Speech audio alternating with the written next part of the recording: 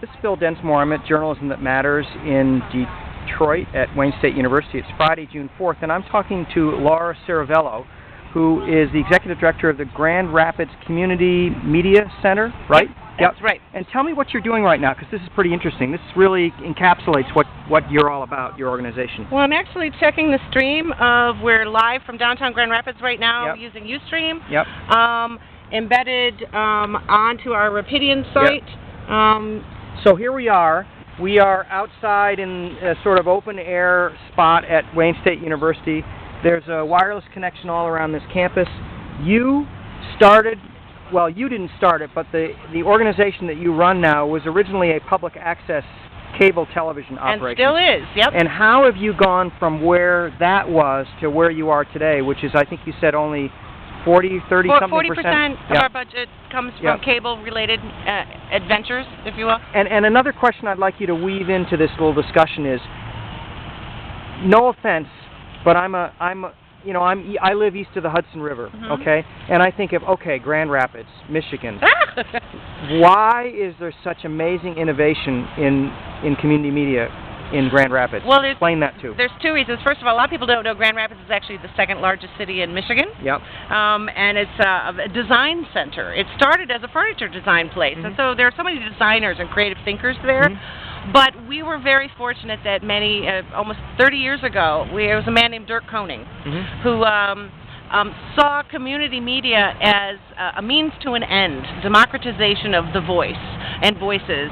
Unlike a lot who saw community media as a TV station, he really saw it as a wonderful means to an end, and he shepherded the growth of community media and Grand Rapids as ground zero for many, many years. He unfortunately passed away 5 years ago, but the tradition continues, and we continue to add new tools to the toolbox, all in pursuit of that same mission of democratizing media and making sure that more and more voices are part of the conversation. Now, what's the Rapidian? It started last fall, right? The Rapidian, it launched in September, but was in the works for about a year before that. Now, we're talking, by the way, in June, so we're talking about 6 or 8 months ago that started. Correct.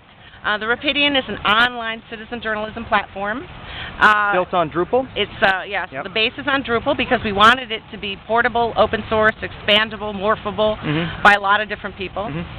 But it's basically an online platform that has all original content from our community members. And we have over 200 individuals and organizations that have signed up to and have access to publish their community news stories. It's hyper-local. All the content is about Grand Rapids and the Grand Rapids area. Then now we are working on overlaying that physical gathering spaces in neighborhoods called news bureaus, where people can work together on things that are particular to that neighborhood. Now, what's paying for all this? Well, we started with seed money. Well, first of all, the Media Center, we sustain ourselves through lots of activities, but the Rapidian itself as a project was started with money from the Knight Foundation. And how much?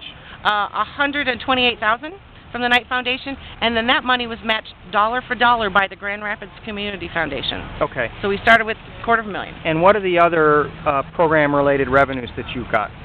For the Rapidian? For the whole operation. I was going to say, the Rapidian is still working on that seed money. We do social media training for nonprofit organizations. We are the IT department for many small organizations in our community. We do web design and custom database work. We do traditional fundraising because we have a 10,000-watt community radio station. We do project-related grants.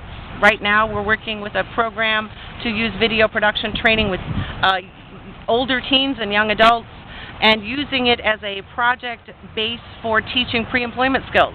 So now, tell me a little bit about your background. My degree is from the social work department at Ohio University in Athens, Ohio. Okay. And then so did you grow up in Ohio? No, actually I was raised in Traverse City, Michigan, so I'm sort of full circle here. Okay, so you went to Ohio to get a degree. We moved to Ohio when I was 16, but... Okay, and then what were you doing before you got involved in the Grand Rapids Community Media Center? I was the startup founding director of a community media center that was modeled after the Grand Rapids Center in Santa Rosa, California. Got it. Okay. So you did that right out of college? No, actually out of college I was in the social work field. Okay. And then I made a career change to public broadcasting at the WOSU stations in Columbus, Ohio. Now, to what extent is what you all do in Grand Rapids journalism, or any subset of journalism? Well, we have a really wonderful, first of all, from the inception, we invited in and included our professional journalism community to be part of this. Tell me, recount for me quickly again, what happened with the Grand Rapids Press, the Legacy Daily, when you let them know you were going to start up this essentially competing local online news website. Well, first, how did they react and what did they do? Well, first of all, we said this isn't competing. Okay. We know that your resources are strapped. We're doing some bootstrapping for our community. We're stepping in and trying to fill gaps that have happened because of what's happening in journalism. We're here to help. We're not here to compete. And we said, this is what we're going to do. Are there certain ways that we can do this so that it will not compete necessarily, but to help you? And I'm going to turn this down just a little bit. Yeah, turn it down. See, this is the, what is it that's going on in Grand Rapids? Festival of the Arts. Festival of the Arts. 3-day outdoor, all volunteer-driven, huge whoop-de-doo. Wow. Yeah. So back to the journalism yeah, question.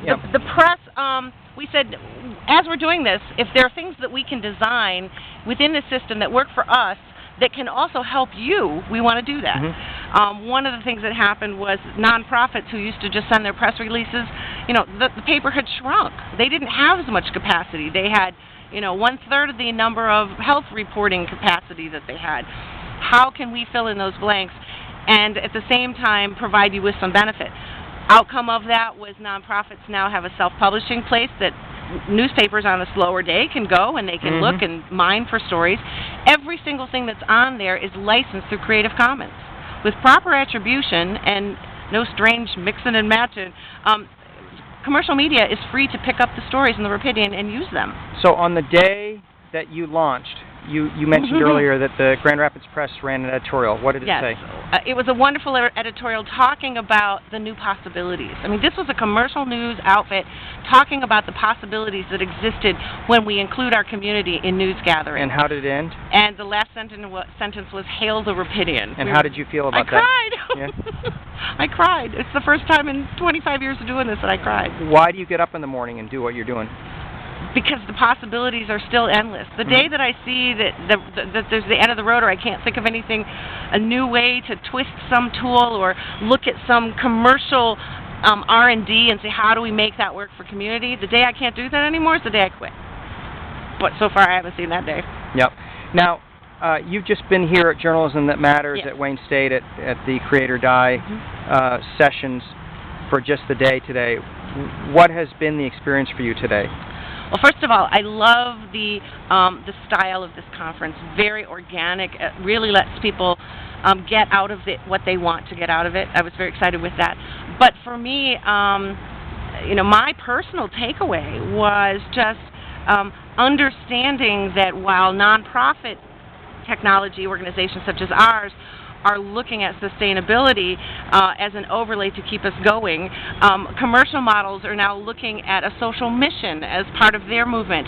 And we're coming together, and I'm fascinated to see how that confluence is going to manifest itself. And I think that's really exciting. So my brain's working. Laurie Cirivello, thanks for talking to us. Yep. Bye-bye.